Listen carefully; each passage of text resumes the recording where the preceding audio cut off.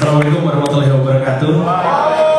Salam sejahtera. Pak Jokowi, itulah yang terjadi kalau Solo kita serahkan pada ahlinya, Pak. Pak, jangan nunggu-nunggu ya.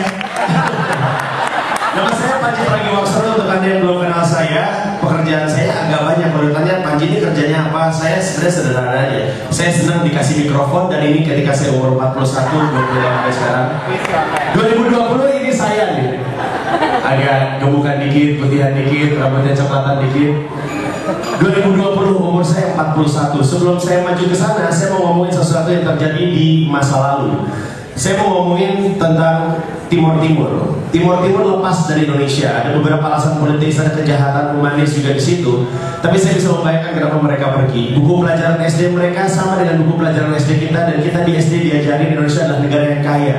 Tapi mereka dulu adalah bagian termiskin dari negara yang kaya. Kita semua percaya bahwa Indonesia kaya, mereka bilang kita nggak pernah ngerasain kekayaan itu, dan akhirnya mereka melepaskan diri di Indonesia. Kenapa?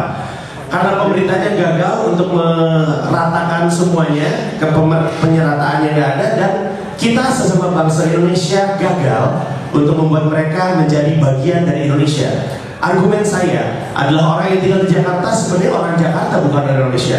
Orang yang tinggal di Bandung, orang Bandung, bukan dari Indonesia. Sebelum mereka benar-benar tahu Indonesia, mereka hanya tahu Indonesia dari berita di TV dan koran saja. Itu gak ada apa-apanya di Indonesia. Itu hanya berita buruk sehingga mereka pesimis sama Indonesia. Maka saya keliling Indonesia untuk cari tahu apa yang saya tahu tentang Indonesia, untuk kemudian saya berbagikan. Ini di Belitung. Belitung, ketika ke sana Anda kalau ke Belitung, Bali gak ada apa-apanya di mata Anda. Pantainya bagus banget, itu bersih banget, kayak ada orang naruh drugs gitu situ, disebarin banyak banget, halus banget. Wah, saya pernah pakai ya. Cuma masalahnya di sana adalah airnya kotor, air ledengnya kotor. Ini adalah di Tanah Beru di Sulawesi Selatan. Airnya jernih sekali. Ini adalah desa pengrajin kapal pinisi, pengrajin kapal. Airnya saking jernihnya, langit sama lautnya hampir tidak berbatasan ketika Anda berada di sana. Dan ini adalah sesuatu yang jarang sekali diketahui orang. Ini adalah ketika saya ke Tablanusu di Papua. Papua ini adalah sebuah tempat yang kaya sekali, kaya banget. Kekayaannya dipakai sama kita yang ada di Pulau Jawa. Adil nggak? Agak kurang adil. Dan sebenarnya mereka lagi berusaha untuk menarik wisatawan untuk datang ke sana. Karena kita ke sana takut kita kalau sebut Papua ingatnya malaria mulu, padahal nggak ada apa-apanya. Ini di Balikpapan ada sebuah desa namanya Kampung Atas Air, di mana mereka hidup di atas air. Mereka belajar bagaimana cara menyuling air laut untuk bisa diminum dan segala macamnya.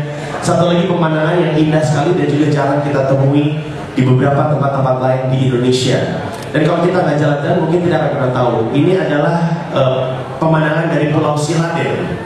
Kalau misalnya Anda ke Manado, dan bayangin dari pantai pemandangannya gunung. Indahnya luar biasa. Lagi-lagi tidak begitu banyak ada orang yang tahu. Orang di Indonesia lebih memilih untuk liburan ke Malaysia, liburan ke Singapura, lebih tahu belanja di mana daripada belanja di Indonesia sendiri. Ini nggak gitu kelihatan, tapi ini adalah sebuah tebing, lembah harau di di Padang. Dan ini adalah, kalau Anda pernah nonton Up, kalau ingat tebing-tebing yang tinggi yang orangnya lagi bawa rumah, di Indonesia juga ada. Dan ini adalah pancake durian di Medan. Ini adalah makanan favorit saya se-Indonesia. Di Jakarta banyak yang jual, tapi nggak seenak kalau misalkan Anda ke Medan sendiri. Medan itu adalah satu kota yang tempatnya makanan mulu. Kalau Anda ke sana juga perempuannya cantik-cantik ya, kalau misalkan ada laki-laki. Dan ini adalah Semarang yang entah kenapa jarang sekali jadi kota destinasi liburan. Padahal di Semarang ada Masjid Agung Jawa Tengah yang bagusnya banget-bangetan. Dan di sana juga kalau Anda suka dengan gedung-gedung tua, koleksi gedung-gedung tua kota Semarang juga luar biasa. Mohon maaf Bapak, saya belum lama ini belum ke Solo, jadi nggak ada foto Solo di sana Pak. Mohon maaf. Ini ketika saya di Bali, orang kalau nyebut Bali tahunya cuma pantai mulu. Padahal di Bali ada sendera tari yang asuhannya Mada Sidia, di mana mereka bikin sendera tari dengan pemainnya anak-anak dan menggunakan hewan beneran. Jadi pakai gajah, pakai burung, pakai elang, pakai segala macam. Dan itu sebuah pemandangan yang indah. Kita biasanya hanya muncul nasionalismenya dan kecintaan terhadap Indonesia ketika ada event-event olahraga. Padahal argumen saya, kalau kita kenal Indonesia, maka kita akan punya rasa memiliki. Dan kalau kita punya rasa memiliki, maka kita akan mau membenahi. Ibu saya kerjanya beres-beres rumah mulu, padahal ada pembantu. Kenapa? Karena ini adalah foto saya di Kupang ketika saya ngiri. Kenapa ibu saya beres-beres rumah padahal ada pembantu? Karena ibu saya merasa memiliki rumah tersebut. Itu yang harus kita lakukan. Kita harus stop nyuruh-nyuruh pemerintah membereskan Indonesia. Kalau kita merasa memiliki Indonesia, ya kita beresin Indonesia sendiri, jangan nunggu pemerintah. Bedanya bekerja dengan berkarya adalah bekerja itu kita pengen sesuatu yang bagus karena kita ingin mempertahankan kerja kita, karena kita ingin mempertahankan gaji kita. Tapi kalau kita berkarya, kita ingin bikin sesuatu bagus karena itu passion kita. Orang Indonesia harus mulai berkarya dan jangan pernah ragu sama kekuatan kita sendiri. Kita itu tidak pernah, kita anak-anak muda kita itu anak-anak yang hebat.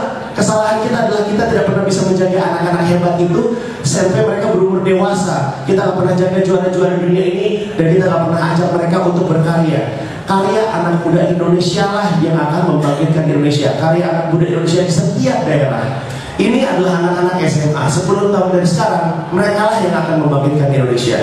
Kita tujuannya, fungsi kita adalah untuk menjaga mereka supaya mereka tumbuh besar dan berani untuk berkarya. Saya tidak pernah lihat orang yang sukses karena dia pesimis. Orang sukses karena dia optimis. Dan kalau Indonesia ingin jadi negara yang sukses, maka bangsanya harus penuh dengan orang-orang yang optimis. Anak saya sekarang umurnya 10 tahun lagi dia umurnya 13 tahun. Ketika dia umur 13 dia bisa berpikir. Dan saya ingin ketika dia melihat sekitarnya, melihat anak-anak mudanya, melihat kakak-kakaknya, dia jadi optimis Indonesia dan dia mau berkarya untuk menciptakan perubahan ke Indonesia. Terima kasih banyak.